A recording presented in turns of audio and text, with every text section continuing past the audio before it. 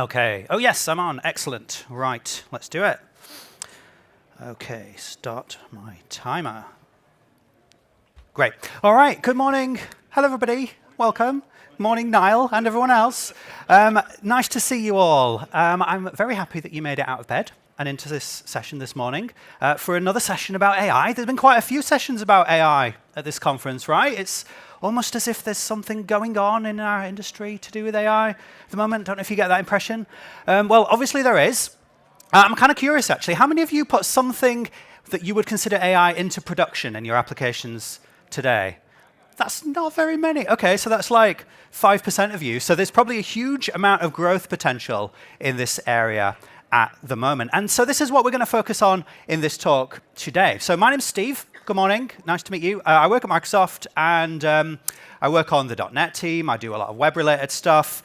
So at the moment, one of the things I'm looking at is how can we make this really practical and sensible for .NET developers who are coming to AI development. How can we make it as straightforward as possible to make genuinely useful AI? So not just the sort of AI that sort of checks a box, but actually does something beneficial for your users. So let's think about what that might mean then, firstly. What does it actually mean to make your app intelligent? Does it mean you are going to add a chatbot to it? Well, I mean, it could be, but that's clearly not the whole story. So let's just consider a few of these statements. Which of them do we actually consider to be true? Well, does throwing a chatbot on something enable you to make a cool demo quickly?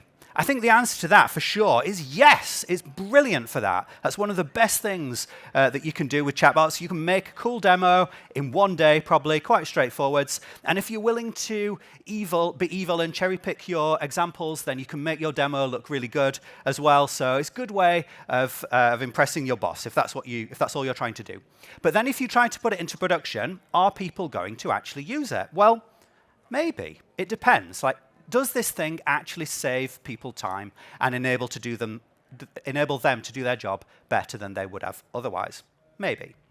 As for accuracy, well, I think my challenge to you is let's talk numbers. Let's not just sort of wave our hands and say, well, we sort of think it might be, we hope, might hallucinate a bit. Let's have actual numbers so that we can measure it, and then we can make sure that it's good enough and that we're improving it in a practical way over time.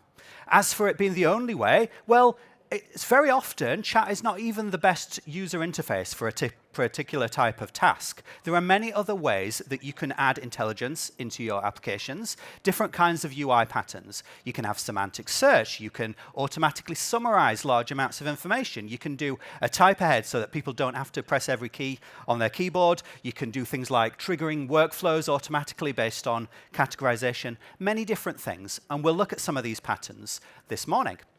And so given all this complexity, you might think, is it really even worth it? Can I just ignore this whole AI thing and see if it goes away? Well, I think actually there are some real genuine benefits that you can bring to your users. And ultimately, I hope that what you think that you're trying to achieve here is benefiting the human users of your actual software. So you're trying to bring more control, freedom, productivity, satisfaction, and other good things to the human beings who are actually using your software. And the way that AI can do that, well, it can do it in a few different ways. One of the main ones is by bringing the right information to people at the right time. So AI can be very good at picking out an individual bit of data that's the most pertinent thing for a person to look at right now. It can also be good at aggregating over lots of data and showing the overall patterns or the overall summary so that people don't have to plow through it all themselves. And the net effect of all this is that you're giving your users a way of skipping the mundane parts of their job and being able to get to the bits that you actually value them for. So the bits where the humans can bring their own decision-making, their own creativity and personality into it, and skip over all the boring and mundane parts. So that's really what we're trying to go for with this. And there are different ways you can approach it. So we're going to get quite deep into this later in the talk, but we're going to start at a surface level with a very straightforward way of getting started if you want to add a bit of AI into your application. So Smart Components is an experiment that we've been running over the last 6 months or so. You can try it out if you go to this URL. It's a set of samples that allow you to add AI at the UI layer in your application. So you've got an existing app. You don't want to rebuild the whole thing. You're not changing the whole backend or anything like that. You're probably not even changing most of the screens, but you can just make them more intelligent. So let's have a look at how that might work. So imagine that you've got a web UI like this. Okay, it's a mailing address form. We've all seen things like this, pretty normal. All right, and imagine there's some user whose job it is to fill it out. And they get some data that comes in, like maybe they receive an email from someone saying, hey, please add me to your system. And you say, okay, Veronica Ortiz, I'm going to add you to the system. So you come along and you start typing Veronica. And you think, oh, hang on, I think there was a special I or O or something in there. How do I type that? I don't know. I know, I'll just copy and paste the name, and then I'll copy and paste the phone. And then at this point, you just go like, no, I can't do it. It's too boring. Like, I'm a human being. I can't do this sort of drudgery. Can we make this better? So they would go to the developer and they'd say, can you somehow make my job not suck? And you would go and think, well, maybe. I've heard about this cool AI thing. Let's see what we can do. So you might come into the source code for your application. So here we've got that form, that mailing address form. It's written in Blazor in this case, but it could be written in other things. Smart Components works with MVC and Razor Pages as well. And you could look through all this and you think, OK, how about down here at the bottom, we're not going to change anything else, but the one thing we'll do is we'll just add this Smart Paste button into the system there. All right, so what is that going to do? Well, we come back over here and reload it, and we see our Smart Paste button. And now our user can copy all of this text to their clipboard like that and hit the Smart Paste button. And then we're going to use AI to fill out the whole form. So we take the contents of the clipboard, we match it all up with the different elements in the form, and it's going to fill it out. And it's not just for mailing address forms. It should work with more or less any form. So here's another one that you'll all be familiar with. So sort of bug tracking type thing with projects and item types, steps to reproduce and stuff. So wouldn't it be nice if when your boss sends you this message over Teams, you could just copy their issue report and then go and Smart Paste. And what's that going to do? Well, obviously, it's going to fill out the whole form for us, pick the right drop-down entries, add in all the steps to reproduce and stuff like that. Okay, so that's just one example of this. Another example of making stuff intelligent just at the UI layer, this smart text area. So in this case, let's imagine that there's an HR administrator who has to answer questions from employees. So maybe they get a question about, like, what's my vacation allowance? So they say something like, your vacation allowance is, and then they're like, I have to go and check the policy now, and then I'll probably have to type out some URL to show you where it is in the policy and stuff. It's too boring. Again, I'm not going to do it. I'm just going to go and complain to the developers who work for the company and say it's their fault. They should have made this better in some way. So you, the developer, get their complaint, and you go, OK, well, fine. I'll make stuff better for you. And you'll come and have a look at the form, and you'll say, aha, I see what the problem is. The problem is that you were typing into a boring old HTML text area that's got no intelligence whatsoever. So let's replace that with a smart text area. And we'll configure it so that it's in this role of HR admin, and it's got these phrases that are configured. And they define different things to do with the policy in this company, like how much vacation you get, where the policy is written, what the HR email address is, things like that. Okay? So now when they type, your vacation allowance is, then at this point it will do nothing at all because I didn't save my changes or something like that. Let's try that again. All right, your vacation allowance is, and then at this point still nothing whatsoever. Such an awesome demo, cool. Why is that happening? I do not know. So I'm going to just redo this one more time.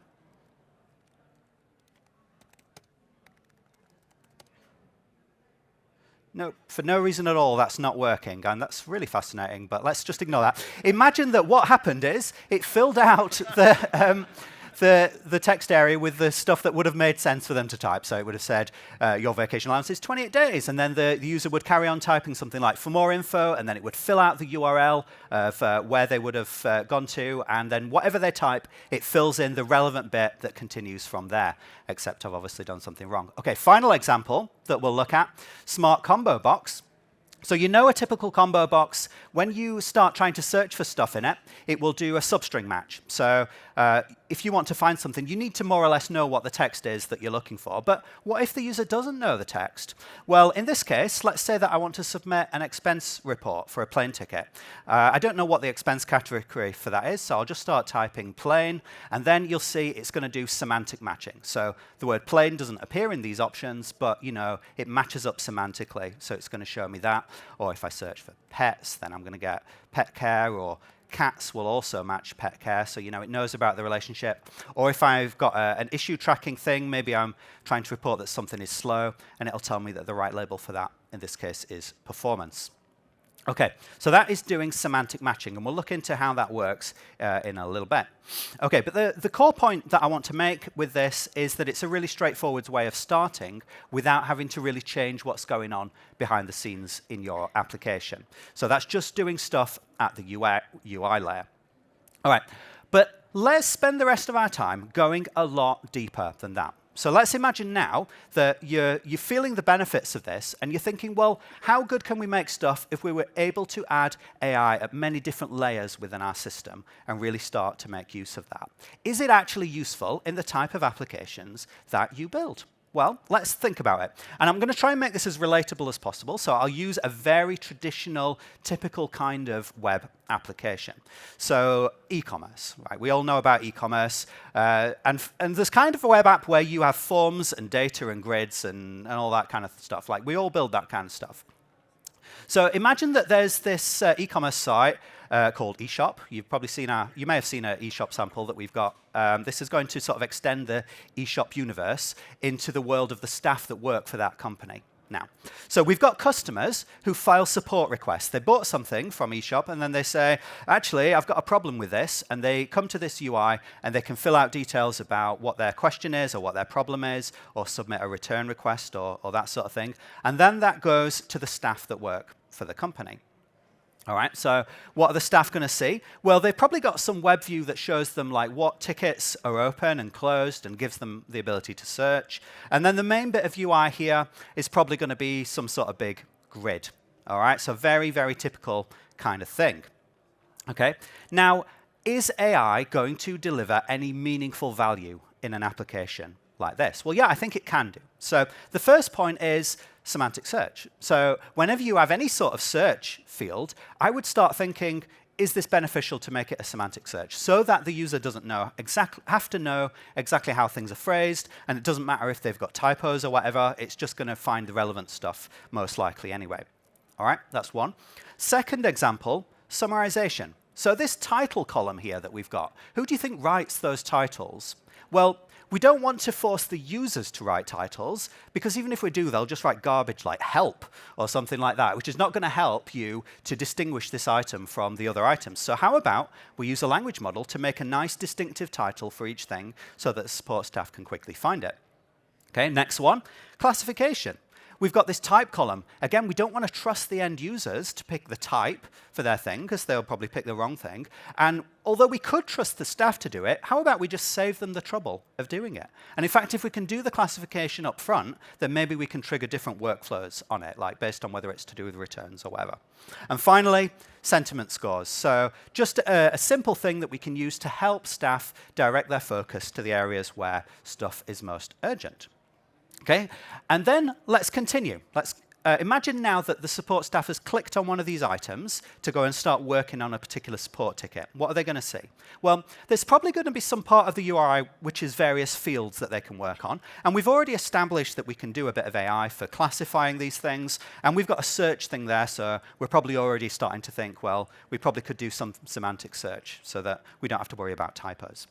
And then there's going to be part of the system where you get to actually interact with the customers, where you see their question, you can type out your reply, and so on, and you have the whole train of correspondence.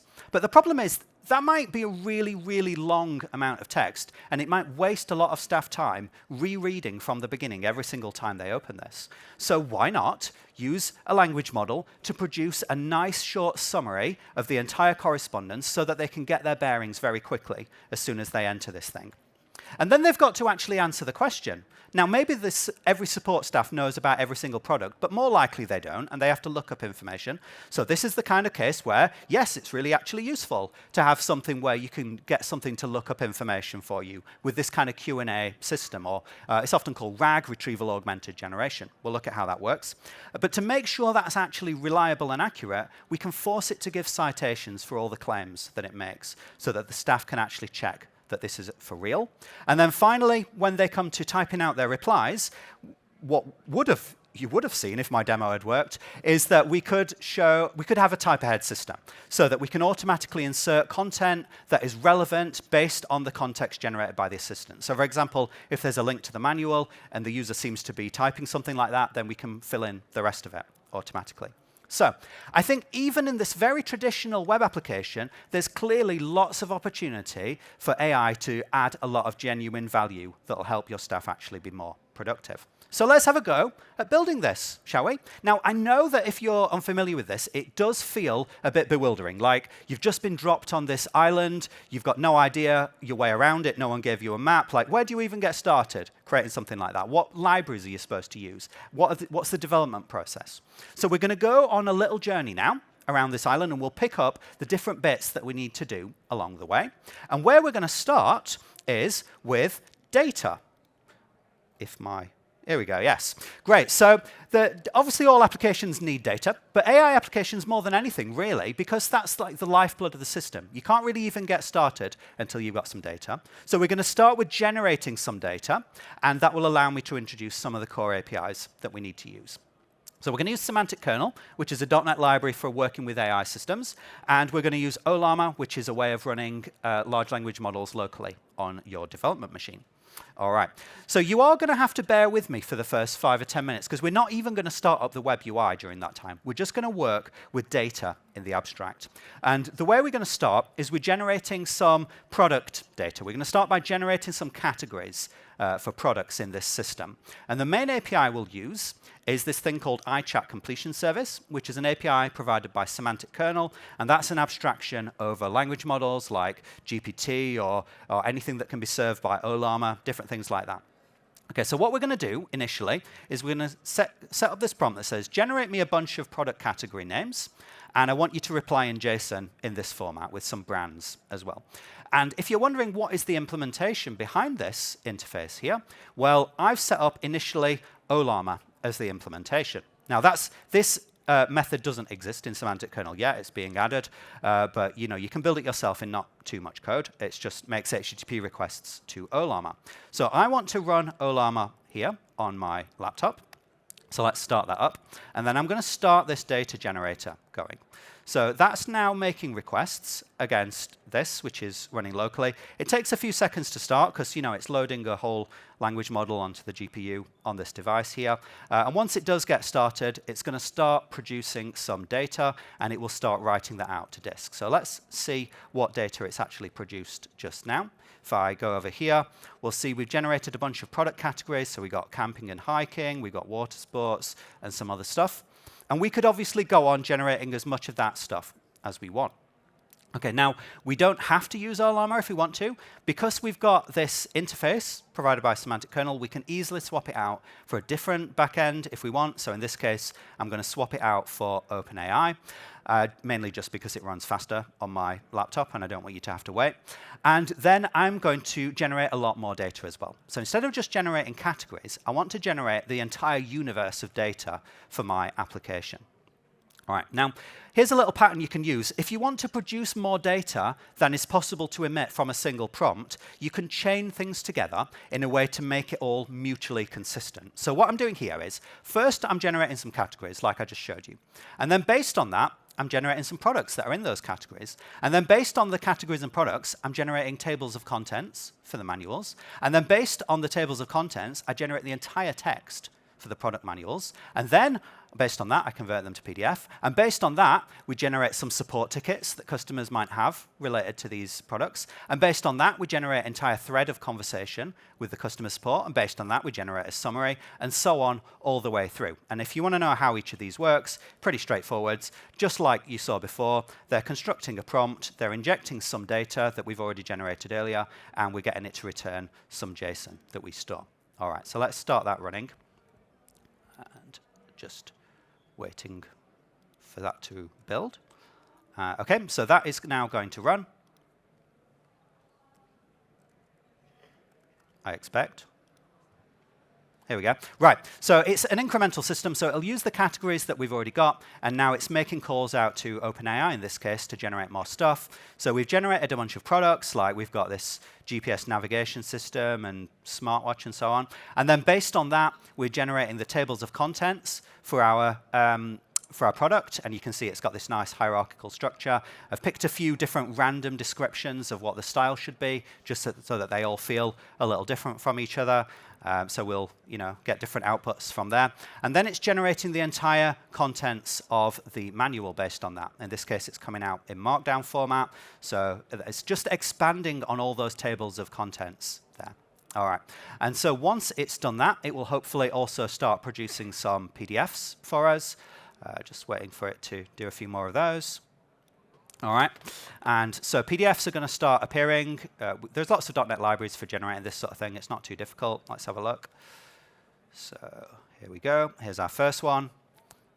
All right, so we've got this entire product manual for this GPS navigation system that we just created. Obviously, it's loads of fake data, but it's going to help us to build our system in a useful way. And it can add things like tables and diagrams and stuff like that, because it's all part of the prompt in there as well. All right. So that is enough for us to get started. Let's just shut some of this stuff down. OK. Right, so we've been able to get started by generating some data using semantic kernel and with OLAMA. Okay.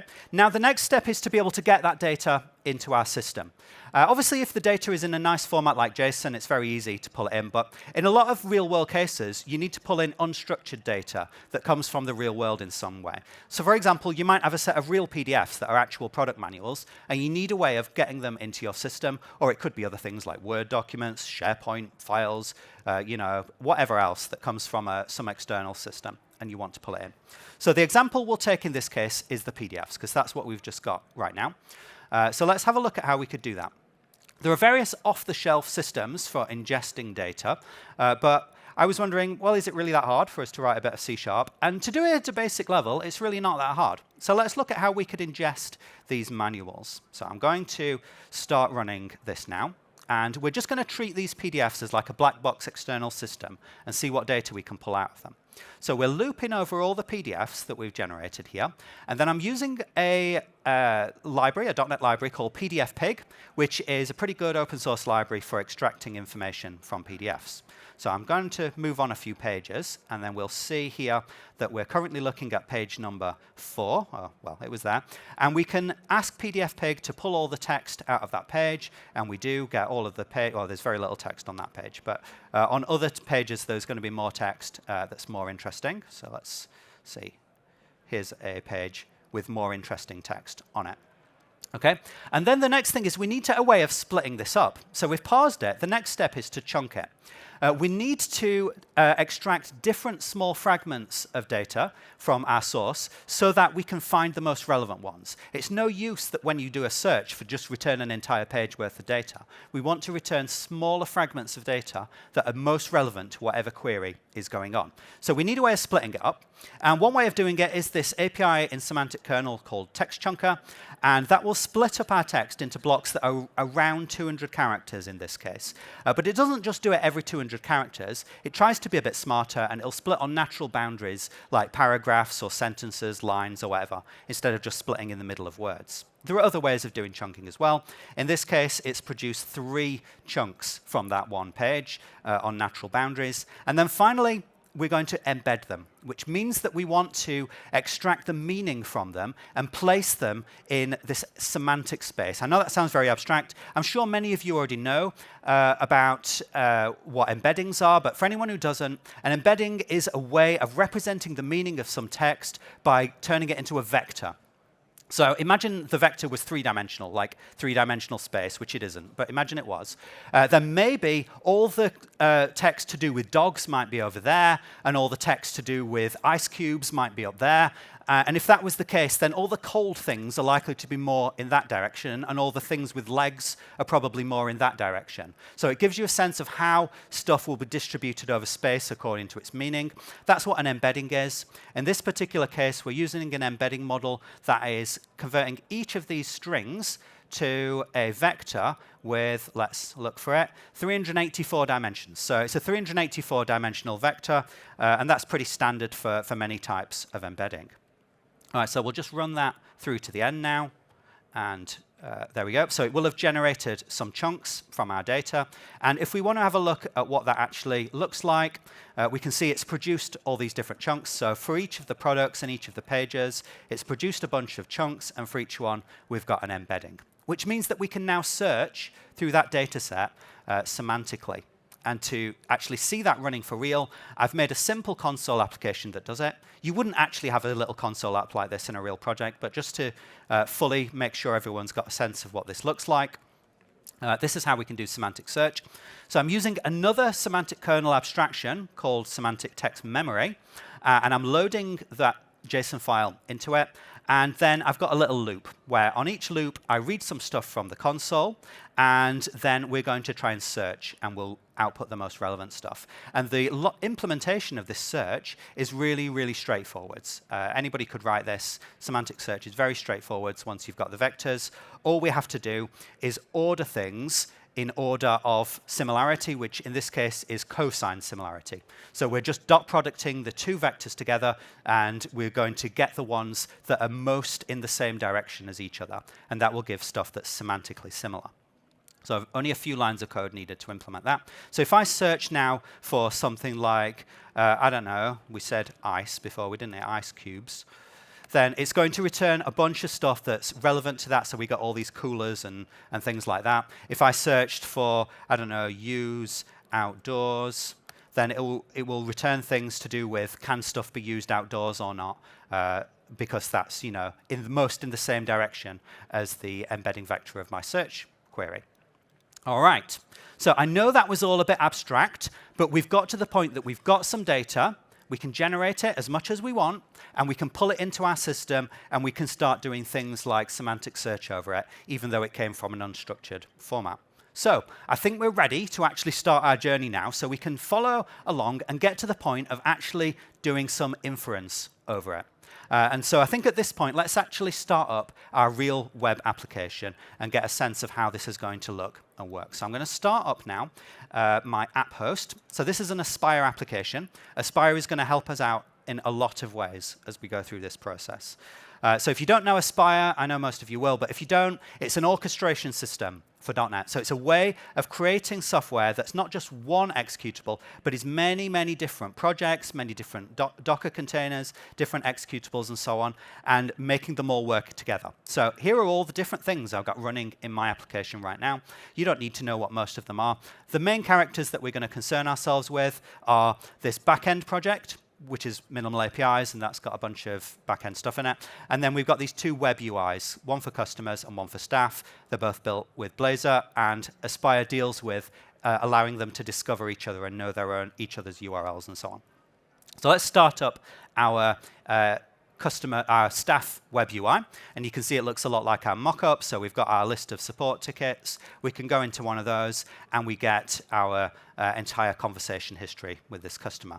And like you can see, it's too long to read. Nobody can be bothered to read all that sort of thing, and it would waste too much staff time if they had to. So the first thing that we want to add in here, the first bit of inference, is going to be some summarization. And hopefully, as we go, you'll be able to see how Aspire can help out with doing that. OK, so This is not going to be very difficult. What I want to happen is, every time someone posts a message here, whether it's staff or customer, I want to generate an updated summary for it. So let's say if I reply with a completely stupid and annoying message that's just going to bother the customer a lot, who's frustrated. So I'll just send them that stupid message. What I want to happen at that time is a summary to appear. So I'm going to go into the code and see the bit in the back end where we receive that message. Okay, so this is where we set up receiving a post request for a new message that comes in. This is where we actually write it to the database using EF. And then what I want to do is generate a summary of the entire conversation log at that point. And the implementation for that does what you might be able to predict. So we're using iChat completion service, which is the same semantic kernel API that I showed you before. And we've set up this prompt that says, your job is to write summaries. Here's the information about the product and the log of messages so far. And then I want you to reply in this JSON form, giving me a long summary and a short summary. And also, while you're doing it, you might as well estimate the customer's satisfaction level. Okay, so what is the implementation behind the iChat completion service in this case? Well, in this case, it's coming from the app host. So Aspire is able to direct each of the projects that it hosts so that they will use whatever services it tells them to use. So in this case, what I'm doing is I'm telling it to use Ollama by default. So it's going to run locally on my machine. But this time, I don't actually have to start up Ollama manually, because actually, I'm even going to shut down the one that I did start up manually, because Aspire is fully able to start up containers for us. So in this case, I'm saying one of the containers it starts up is Ollama. It can tell that to fetch whatever models that I'm using and cache them locally and so on. So hopefully that will now just start working. So if I just send another stupid message to the customer like this, it's now going to use Ollama to generate the summary of the whole case. It does take a little while because, like I said, Ollama takes a little bit of time to start up when I'm running it locally. In fact, in this case, it's seemingly taking an infinite amount of time. So we're not seeing it at all. No, there we go. It's done it. All right.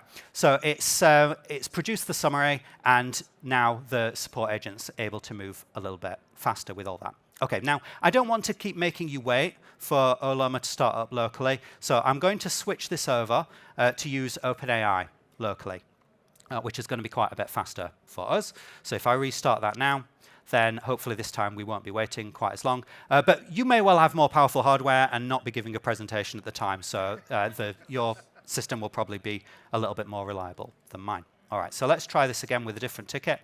So we'll go in here and just send another message. And at this point, it's now going to not use Ollama. It's just going to go straight to OpenAI and produce the same stuff without any other code changes. You can also see that it's generated these short summaries that we're able to use for the titles here, and it's able to generate an estimate of customer satisfaction. In this case, 0, so that's pretty harsh. In this case, it's just 1. But you can set up your own scale for how that works. And I'll just give you a little tip while we're on the way. When it comes to those customer satisfaction scores, I know it's tempting to tell the model to give you a number, like give me a number from 1 to 10 or a percentage or something. But I'd advise don't do that, because language models are models of language, not of numbers. And they're really bad with numbers. They'll just produce really poor quality results. So what I find, and what I think most people find, if you want it to produce numbers, don't ask for the numbers. Just give it a bunch of really emotional terms like furious and unhappy and delighted and things like that, and tell it to pick one of those as a label, and it'll do a much more reliable job of that. And then you can just map it back to a number afterwards. OK, so that is some simple summarization, and we've seen how using Aspire enables us to swap between different things, such as adding an OpenAI. And in fact, there's one other bit of Aspire I want to show you here, which is to do with the tracing. So this is going to show us all the stuff that's been going on with this particular user. You can use this both in development and in production if you want to. And if we look through here, excuse me, one of the things you'll see that we've been able to trace is calls to the chat completion service.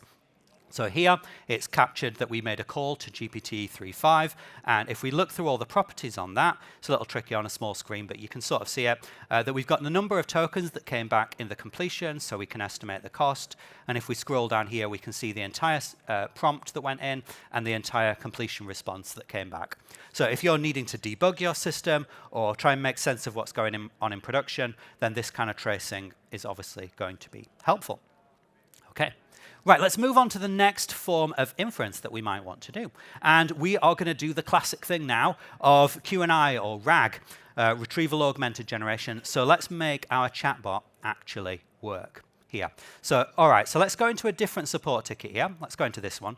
And the first challenge we have here, or it's a challenge for me anyway, is that they've made their request in German, and I don't speak German. I'm sure some of you do, but let's imagine our support agent does not. So they might think that they can ask the chatbot, what are they asking? Like that. But it's not actually going to work just yet because we haven't implemented this part of the RAG system. So we are going to go and see how that code works and put in the relevant bits of code so that it does work. All right, so we've got this bit on the back end here, which takes these requests to chat, and it's going to return a response in a streaming way so that we can update the UI in real time. Okay, and we've got this massive prompt in C#. There's this big string literal. There are other ways of doing it as well, but this is fine for now. The main thing to notice here, don't bother trying to read all this. I'll tell you more about it in a minute. The main thing to notice is that it's just a hard-coded string. Like, there's no context information. So obviously, it can't answer the question. It has literally no information to use to do so. So let's insert a little bit of information into this prompt. We'll supply the product ID, model, customer name, the summary that we actually generated earlier, which is useful for it, and the last message from the customer. Okay, so let's see if that's able to be a little bit more useful to our support agent now. So I'm just restarting that and come back over here and go back into which ticket is this one. Let's close all the others. All right, so now we'll ask them, what are they asking? And at this point, based on the fact that we've actually got some context, we get a sensible response back saying, you know, they're asking about the maximum distance they can be from this speaker. And so then we might try to ask another thing like, let's just click this button. What does the manual say about this? Well, at that point, it's still not going to work because we haven't implemented the ability to do searching. And that is the core thing within RAG, retrievement, augmented generation, is the ability to retrieve stuff.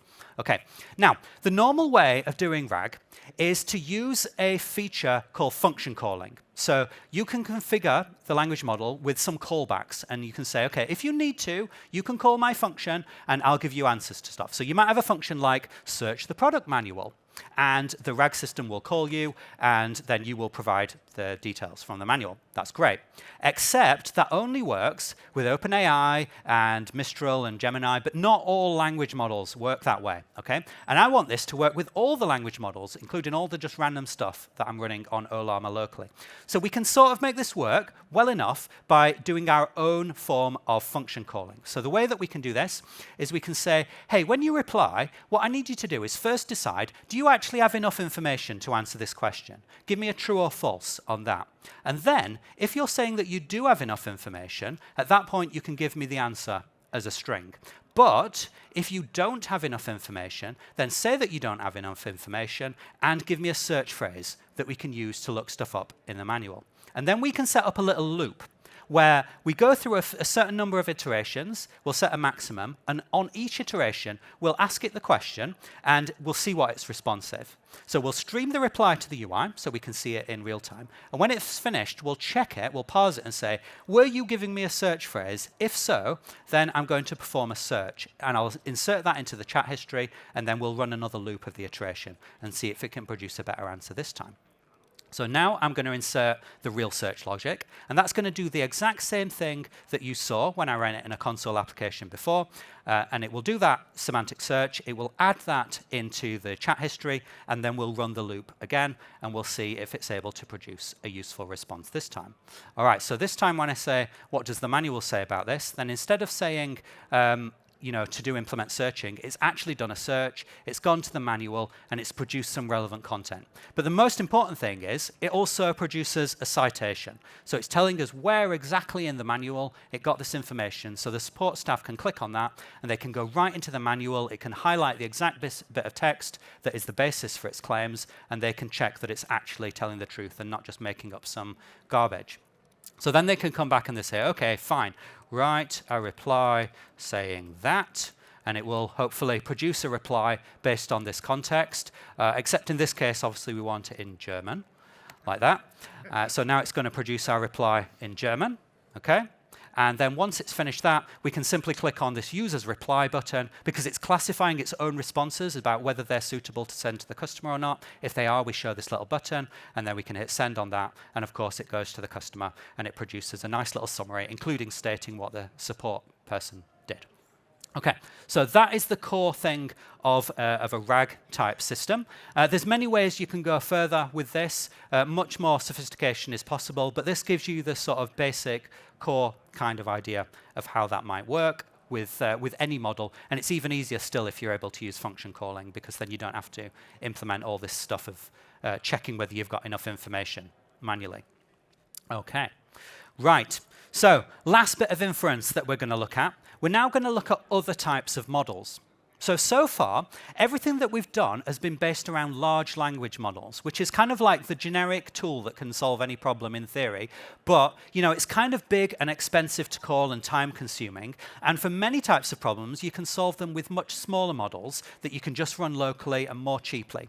And in fact, if you go on Hugging Face, you'll find there's literally hundreds of thousands of small models that people have put up there that do things like classification or toxicity detection or all kinds of other small bits of translation and rephrasing and sentiment analysis and things like that, lots of different models, and you can run them all.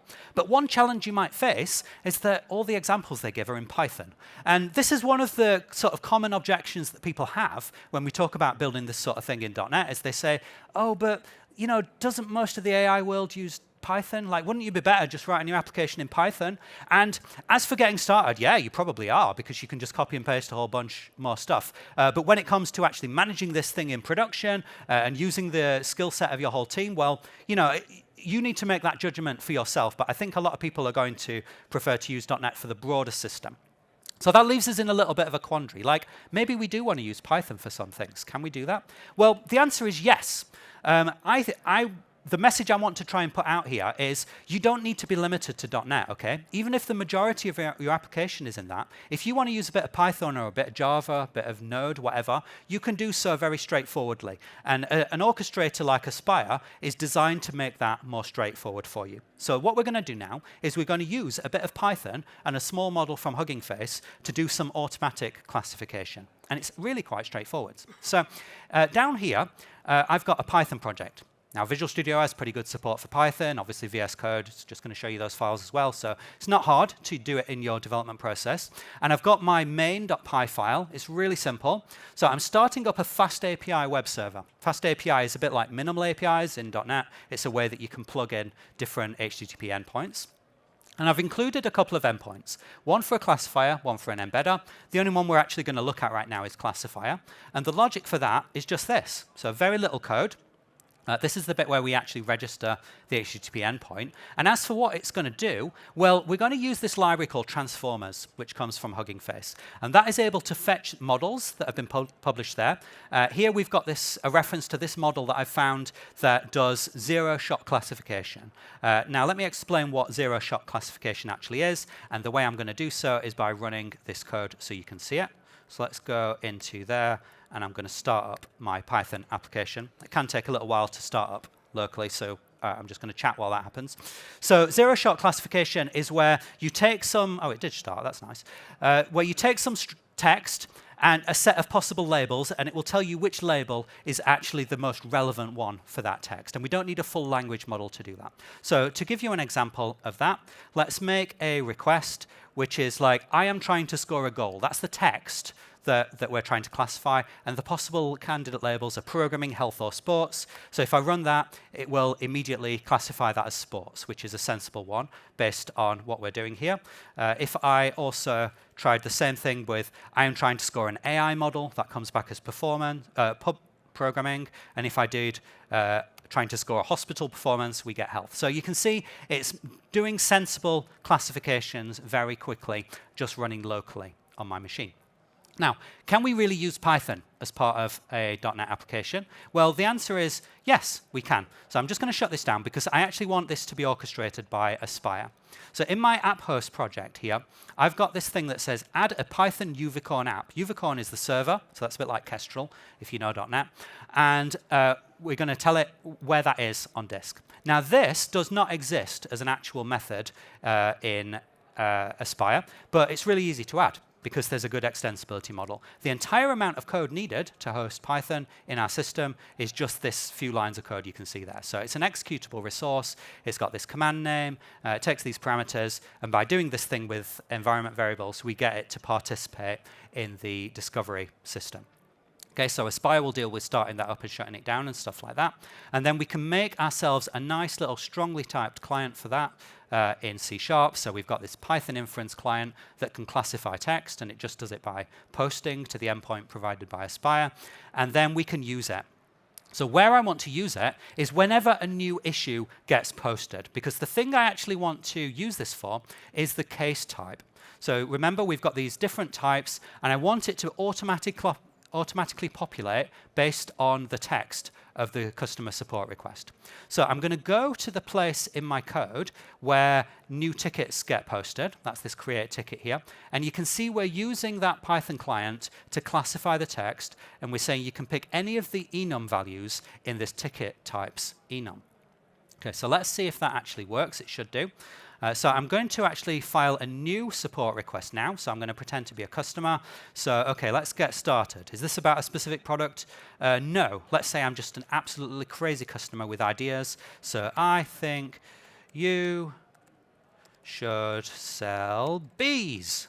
OK, so we'll submit that. And our request should go in to the support staff. And if we go over here, that's updated. And we can see that that has been classified as a comment or idea, which makes sense. Or we'll do another support request. This time, yeah, it's about a specific product. It's about my foldy seat. And this is semantic search. So even though foldy seat is not the name of it, we can still find it quite easily. I need to return this. And then we'll submit on that. Okay, back over here, you see that this one has been classified as a returns. And we didn't have to use an entire language model, large language model to do that. We just used this small model, and we've been able to integrate very nicely with a bit of Python. Okay, so that's enough inference for now.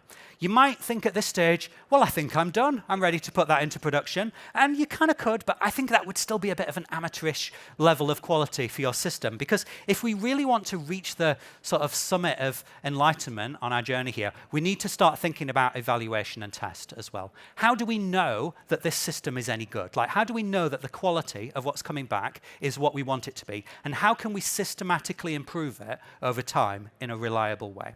So let's start by thinking about evaluation. Like, what does it even mean to evaluate something like this? Like, if you're evaluating classification, it's kind of obvious, right? You could make a test set of like, here's a bunch of text, here's the labels I want you to give, and you try it out, and you work out what proportion of the time it gives you the right label. So that's a way of evaluating a classifier. But it's not so obvious how to evaluate this sort of response that comes back from our chat agent. Well, in this case, the chat agent has no opinion about bees, which makes sense because we've got no data about it. But when we've asked it other things before and it's given us a response, how do we know if it's a good response or not? Well, one of the advantages of working from a generated data set is that as well as just generating the data, like the products and the support tickets and stuff, we can also generate a set of evaluation data as well. So in this case, I've generated, actually, let's show a different one. This one. All right. So I've generated hundreds and hundreds and hundreds and hundreds of questions about the products that have got specific objective answers, like, what's the capacity of this teapot? 32 answers. Can it be used outdoors? No. So that's...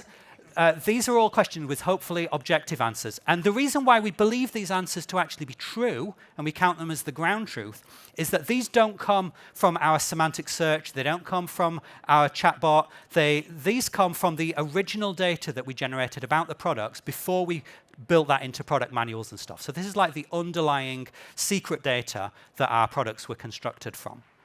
Okay, so now, hopefully, we can use these to actually evaluate our system. So what I'm going to do is I'm going to start this running in a slightly different way, just so that I can run multiple things at once. So I'm going to start the backend running like this. And now I'm going to run this other project here called Evaluator. All right, so what that's going to do is it's going to loop over all the questions, and for each one, it's going to ask the question, get the answer back, compare that to what we think is the right answer, and score it. And then we're going to work out an average score based on all that stuff. Okay, so that's running now. It's asking these questions. It's getting back answers. We're doing it in parallel as much as possible because this could take a little while. Once we've got enough answers back, we'll send a batch of them to another language model, which is instructed to compare the answers that were given with the real answers and say how much the answer given is a reflective of the truth, okay? And we get a score. In this case, it's looking like it's about 0.5. The number on its own doesn't mean anything. All we care about is that bigger numbers are better, okay? And if we run this for long enough, this happens that it will average out at about 0.6. I've done it before, so that's what it's going to be. And if you want to really see behind the scenes a little bit as to how this actually works and how it's deciding what score to give, we're logging. So we're saying, in this case, like, the query is outdoor suitability, and the true answer is no. The answer that came back is yes. So that is clearly misleading. It's being a bit generous, actually, by giving it a non-zero score in this case. But you can see that better answers will get better scores. So let's find an example of a good one. So what's the magnification of these binoculars? The true answer is 10x. The answer given is 10x. And so, yes, you get a score of 1. That's a perfect answer. All right, and we work out the average of these over time. Any individual question and answer is not going to give you much signal because the question might not be quite right, the scoring might not be quite right, but over the long run, the average gives you some actual meaningful data. Okay, now you might think, okay, 0.6, is that good or bad? I don't know. But could we improve it? And this is the whole point of this kind of evaluation, is that it helps us to make sensible changes to our system and then find out whether it actually improves stuff or not. So maybe you've used this for a bit and you think, you know what, it hallucinates a bit. Sometimes, instead of searching the product manual, it just makes up an answer based on nothing, which is a bit annoying. Can we make it do better by forcing it to search the manual a little bit more reliably? Okay, so I'm going to go into the prompt here that we saw before, and I'm going to add another phrase here that says, if this is about the product, I really want you to search the manual, okay? I'm begging you, check that manual. This is your command, all right? So I've made that change to the prompt, and now we'll evaluate whether it actually makes stuff better or worse. So I'm going to shut this application down, and then I'm going to rebuild it like that. So that rebuilds. Okay, going to restart it, and I'm going to rerun the evaluator. So the key thing here is, this is a true end-to-end evaluation system. We're not just evaluating the prompt, we're not just evaluating the model, we're not just evaluating the chunking or the parsing or the embedding or the vector database, we're evaluating the complete end-to-end system. Aspire makes it quite straightforward for us to make calls into the actual backend using our strongly typed clients and get a real result back from our system. In this case, after changing it, the average has been going up. It was about 0.6 before. It's looking like it's about 0.7 now. In fact, if you let it run for long enough, you'll get a nice stable average, and I've done that. So what I found is that by adding that phrase to the product, before we got a score of about 0.61, and afterwards we were getting a score of 0.77. So clearly that is a really good objective improvement to the score of our system, but it does come at a cost. So we can also see that the time has gone up from 2 seconds to 2.6 seconds, which makes sense because it's spending some time doing some extra lookups against the manual database and generating more response. So that hopefully makes sense to you. We can also make other changes to our system. We can change the ingestion process or the chunking or whatever else we want. We could try changing the models. So I tried this out with GPT-4o, and I saw that the score went all the way up to 0.8, which is clearly a lot better. But also that comes at the cost of making the time go up by like 2.5 times. So that means that you as a developer can make sensible judgments about these trade-offs of quality, speed, and cost, and also that you can know when you make changes to your system, does it actually make stuff better or worse? Okay, now this is a pretty simple evaluation metric. We're just getting a single number. There are other better forms of measurement of RAG systems. So there's a thing called RAG triad that measures 3 different things about the relevance of the context that were provided, the degree of groundedness of the answer in the context, and the degree of relevance of the answer to the question. And those 3 things together are a richer score that also gives you a way of measuring to some extent how much hallucination is happening. So there's further you can go with this if you want to. I believe that Tess is doing a talk later on about how LLMs can go wrong, and in that talk she's going to cover some of these more advanced RAG evaluation methods. So if you want to know more about that, you can do so. Okay, so last thing we're going to do now, a little bit of end-to-end testing. I'm sure many of you do write end-to-end tests for your applications, so let's just start running a test and look at some of the code that's in there. So let's say that you want to have a test that looks a bit like this. So we want to use end-to-end testing. I'm using Playwright here to start up our application and go and ask a question of the support agent. So in this case, what product is ticket 1 about? And we expect it to reply with this particular reply. Or does this product have a battery? And we expect it to reply like that. Now, there's a couple of challenges to doing this. The first challenge is to do with having the application run in a known state. So it's no good just to run the application in whatever state it happens to be on the developer's machine, because maybe they've already deleted ticket 1 or something, and then the test would fail. So that's something that Aspire can help us with.